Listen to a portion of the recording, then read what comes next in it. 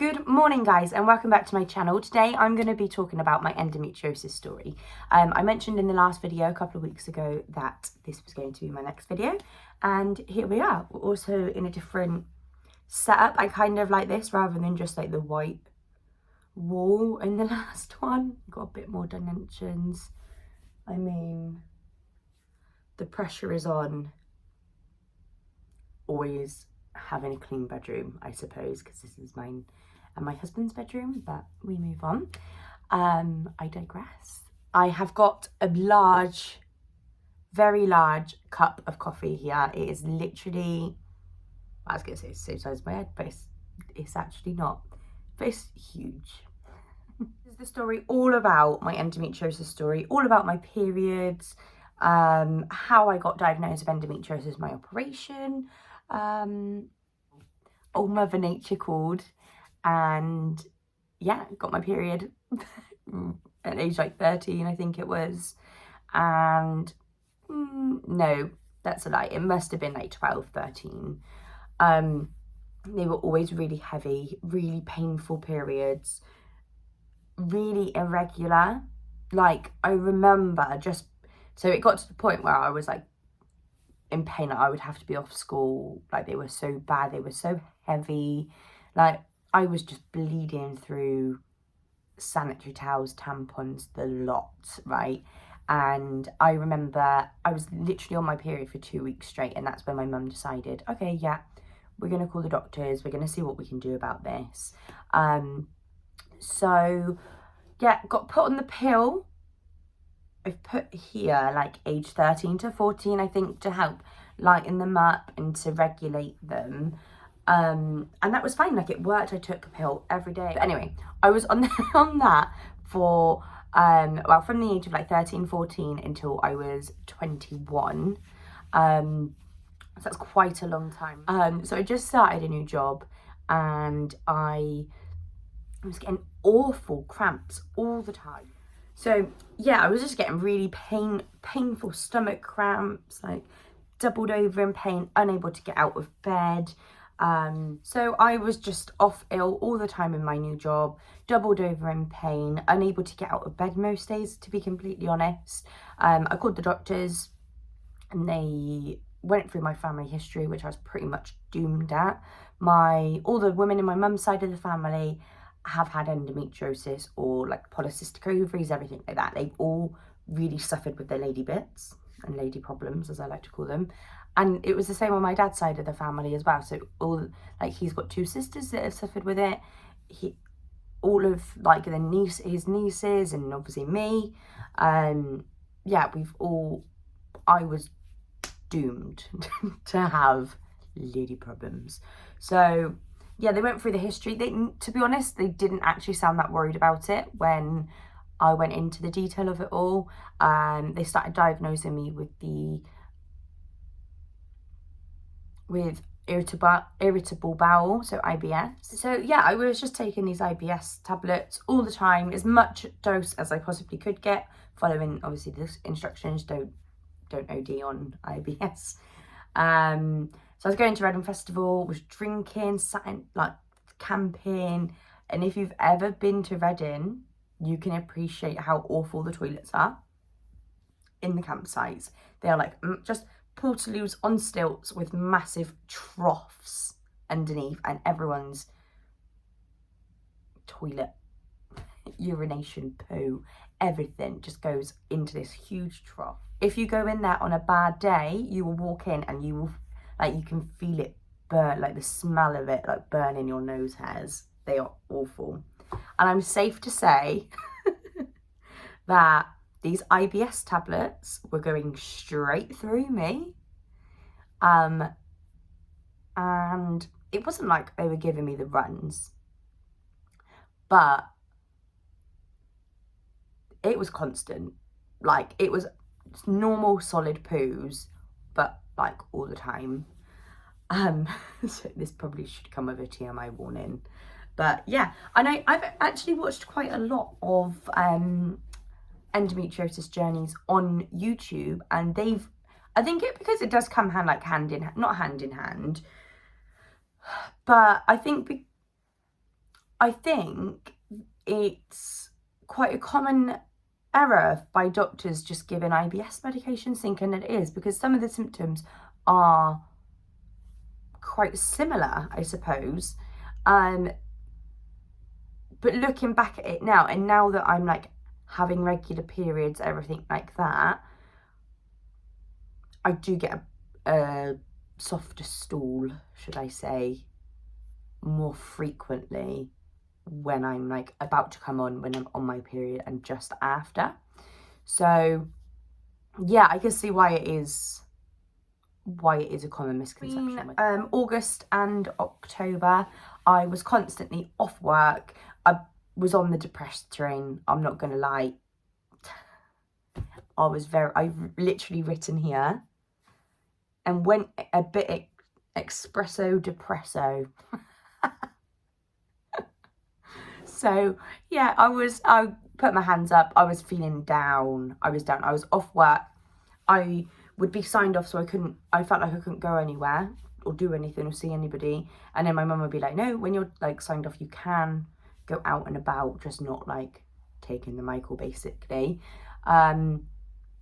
So, but it'd get to the point like I would have plans to go out, and I'd have to really psych myself up for these plans. And like, I always remember once, like I was meant to go see a family friends, but I couldn't drive because of the pain that I was in. So someone offered me a lift. So I was like, yeah, cool, I'm down for coming. Psyching myself up all week to go out on this Saturday afternoon for like 4 hours. And they cancelled literally last minute. Like just before that I was meant to be picked up, they cancelled. And I remember having a breakdown about this, like calling my mum, crying, just because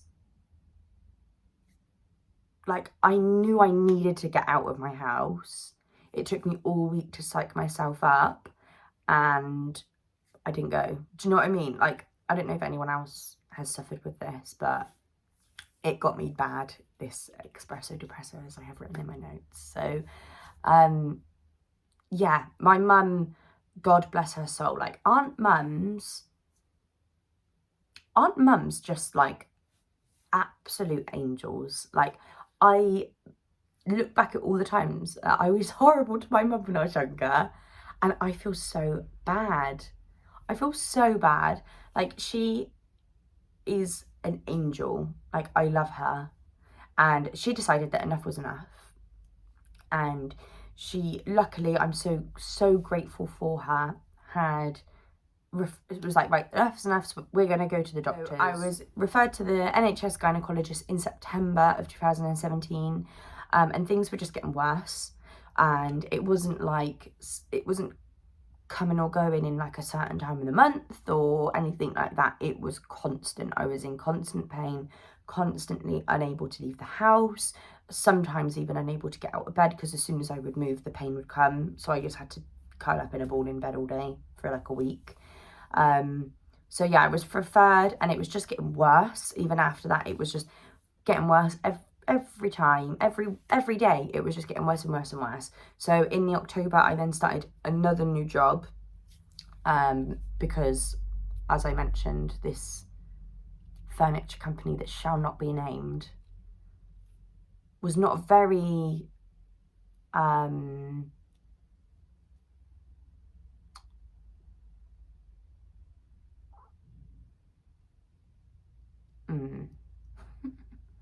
they were not very accommodating, is the word that I'm looking for. Accommodating of the fact that I was going through this.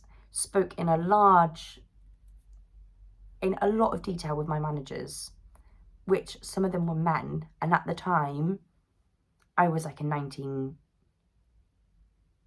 that's a lie. I was 20. I was a 20-year-old girl talking to like grown-ass men about my lady bits. Like, that was uncomfortable, and they just didn't care. Like, I remember I called in sick once to say like I have been signed off, and my female manager wasn't working, and at the time there was only one other manager on the floor, on the customer service floor.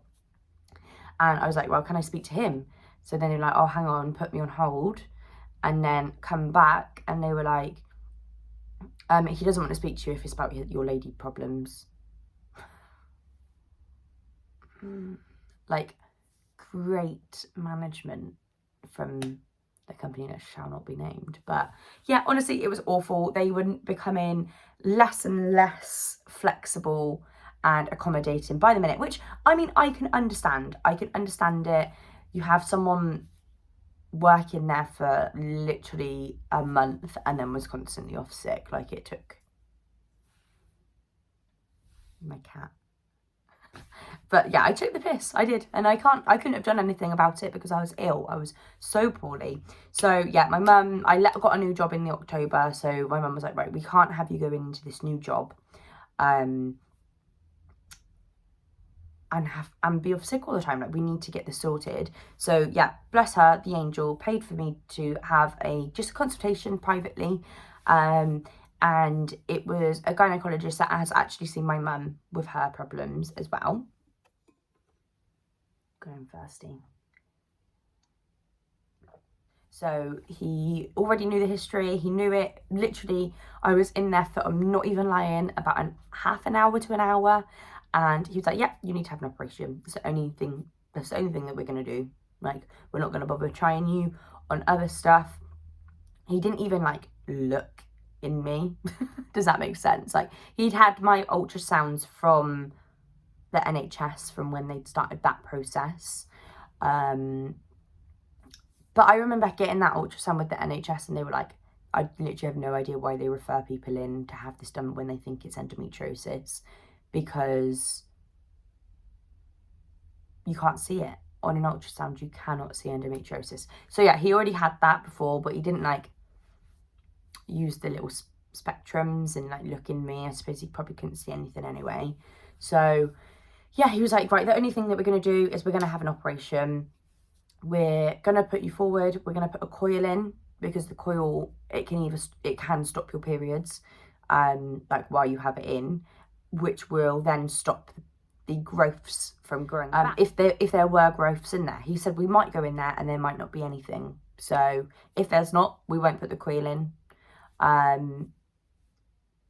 But we need to go in to see, basically. That's the only way you can get diagnosed, is by having this operation. So Daisy. Is that distracting? So yeah, anyway, so I had the operation then. God bless my mum, as I have said, she is an angel. Paid for my whole private journey and the consultations, the operation, the post-op, everything. God bless her soul. And I owe her my life, really, because the way that I was living, although for only a short amount of time, like the videos that I've been watching online and on YouTube and people's stories on Facebook, everything like that, it's a long ass journey, and my heart goes out for these people, because mine was literally August until I had the operation in November. So all within the same year, like only 3 months, and they were the worst 3 months of my whole life. Like, I cannot explain how much my heart goes out to people that have to go through this for years until they get a diagnosis, because I'm so lucky to have my mum. That's all I can say. Like, I was not in the financial position to be able to afford a private surgery.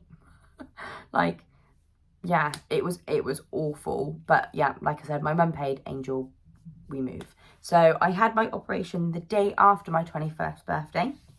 So that was 16th of November 2017, was when I had my laparoscopy. And yeah, they went in, it's just a keyhole surgery, if you don't know what it is. So you have 2 incisions, like here, I think, and then one through your belly button. I hate belly buttons. So yeah, he had to go through a belly button. And yeah, they basically puff you with air, have a look inside you for any growths, which I did have. I then had my 2-week post-op checkup, when they diagnosed me with endometriosis. So they went in and they removed the growths inside of me, took lots of photographs inside of me, which, I mean, that was an experience in itself. It was very strange looking at me from the inside. So yeah, they diagnosed me with endometriosis. I did have the coil fitted, which I loved the coil when it was in me. I loved it. So I had the coil fitted, then had the post-op checkup, everything like that. So they like checked the coil then, everything was fine. And at this point, so then he was like, right, I'm happy to go on, like happy to let you go on now. So yeah, and then I was fine. Like I just had to heal. It took me a long time to heal. I was getting a lot of pain. It was just on my left side. But you're not meant to get your stitches wet. But I could not go that long without a bath. So I like ran myself a bath. You know, when you were younger and you used to go around people's houses and like you would have a bath there and they would literally fill it with like this much water because they wouldn't want you to drown. That is what I ran myself, that bath. And hello. You say hello. But yeah, I don't think an ant could have even drowned in it. And I got a bit splashy happy, trying to wash my pits, splashing it all up. Got my left side wet. So now that one that has scarred, I have got a scar there, which I'm not mad about. Do you know what I mean? I don't care. I've also had a breast reduction in my life, so I am covered in scars, but they're just little stories, isn't they? That's what they are, little stories, and I'm not ashamed by them at all. So yeah, that was in, yeah, so I was just getting a bit of pain there. After I had the coil fitted, it was a bit painful to have sex straight, like not straight after. Bloody hell, Shannon, calm down. But it was painful to have sex after I had recovered from my operation with the coil in. So I had an appointment. I just made an appointment with my GP. They just checked it out and it had moved. My coil had moved. But yeah, like I said, I really got on with it. I had the coil from November 2017 until November 2020. And I had absolutely no problems with it apart from it moving that once. I had no period the whole time. Didn't come on my period once. It's completely stopped my period. I had like the odd spotting, and then when I would spot, I would then get like an endo cramp. But it wasn't anything too malicious. It was just literally the odd spotting. That was so. Yes, I now have the coil removed. It is out of me. As I mentioned, I loved the coil when it was in me. However, when it got out of me,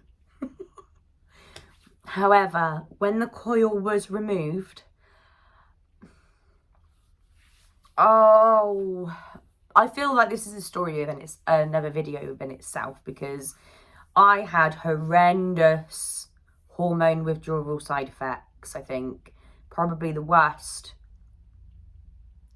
I've ever had. So yeah, that is just, I might go into that in a bit more detail in another vid. I was going to say let me know, but my last video got 1 view and I'm pretty sure that was myself by accident.